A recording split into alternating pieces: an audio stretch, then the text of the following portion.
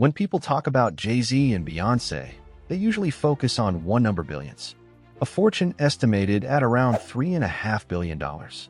But here's what almost everyone gets wrong. Their wealth wasn't created by hit songs alone, and it certainly wasn't built by collecting bigger paychecks than everyone else. Behind every tour, every business deal, every investment, and every luxury property lies a carefully designed system, one that keeps generating wealth whether they're on stage or not. This isn't just the story of two global superstars. It's the story of how ownership, smart business structures, and long-term thinking transform celebrity status into one of the most powerful financial empires in modern entertainment. So, how did they do it? Let's break down the business strategy behind the Carter Empire. Most celebrities build careers. Jay-Z and Beyoncé built infrastructure. That's the difference. While many artists rely on record labels, agencies, and outside companies to manage different parts of their careers, the Carters spent years creating businesses that allowed them to keep more control over the money they generated.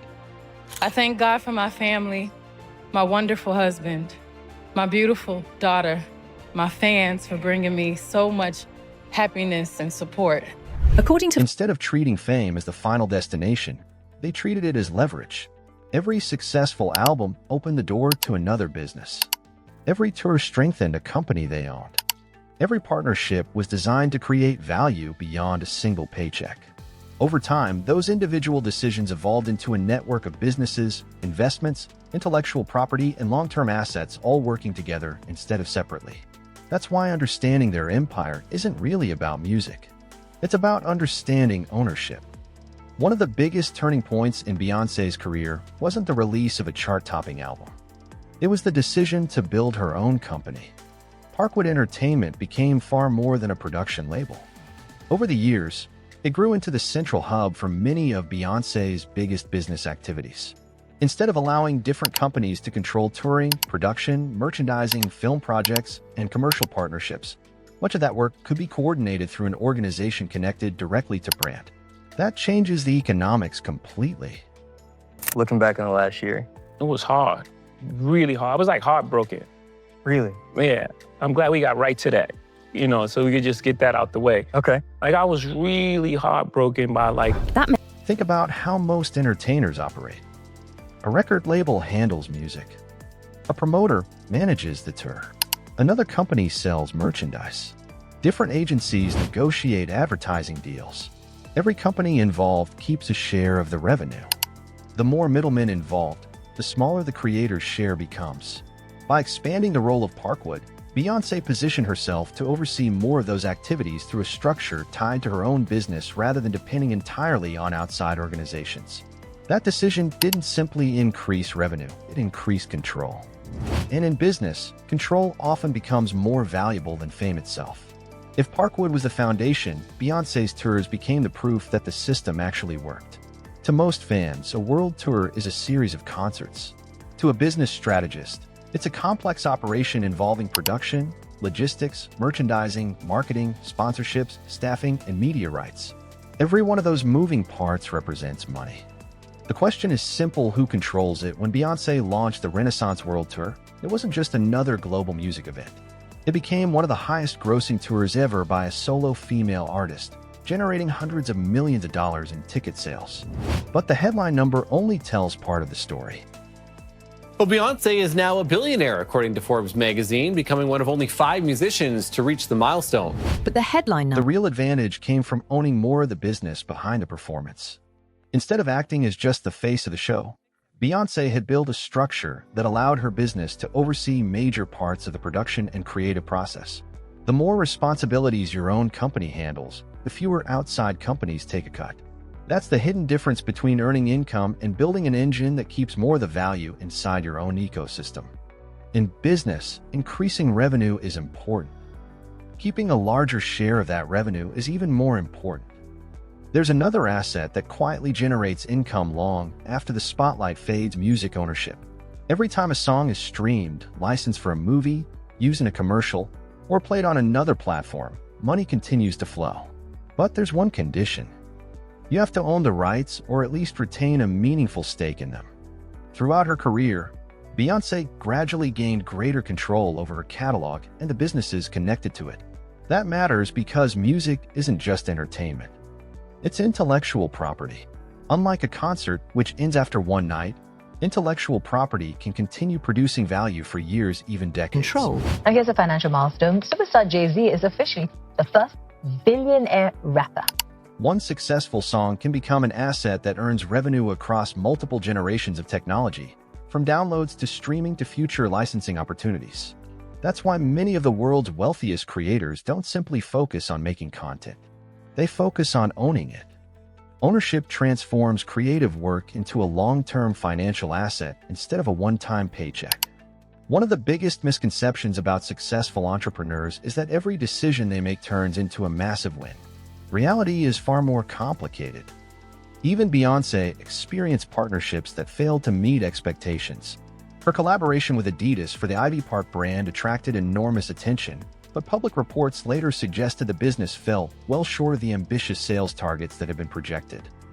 This has been sitting in my locker since the Cowboy Carter World Tour, and I finally have a reason to put it on again. As a wise Beyonce once said, this ain't Texas.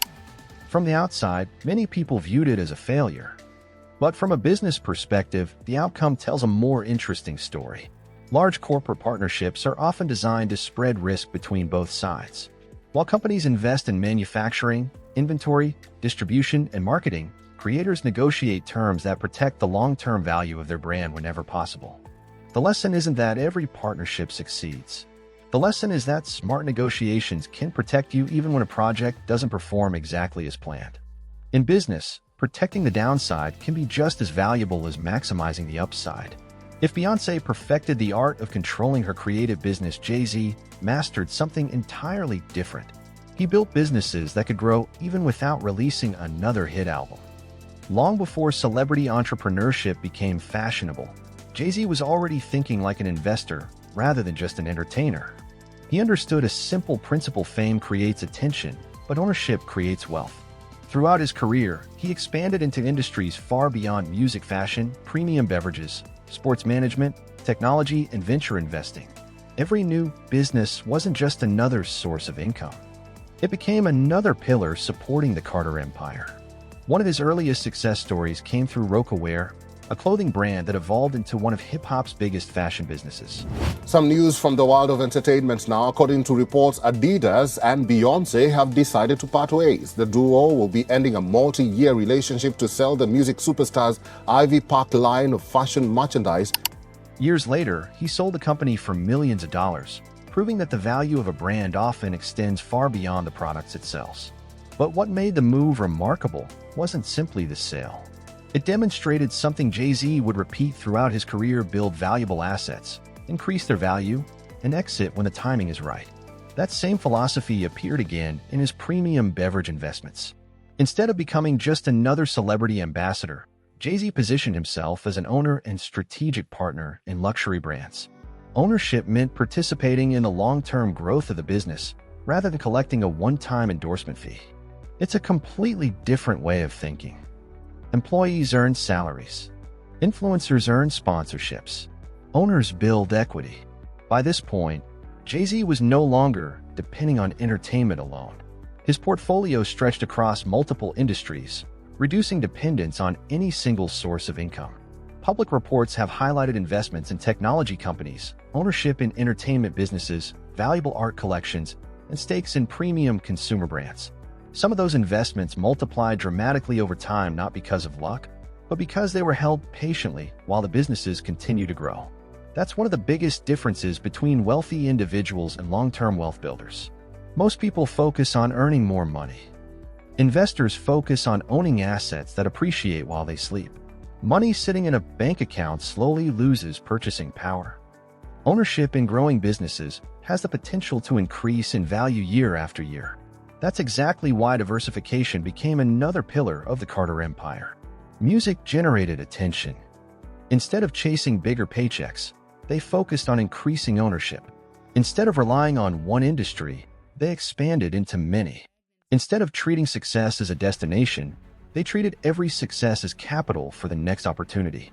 That's why their empire doesn't rely on one album, one concert, or one endorsement deal.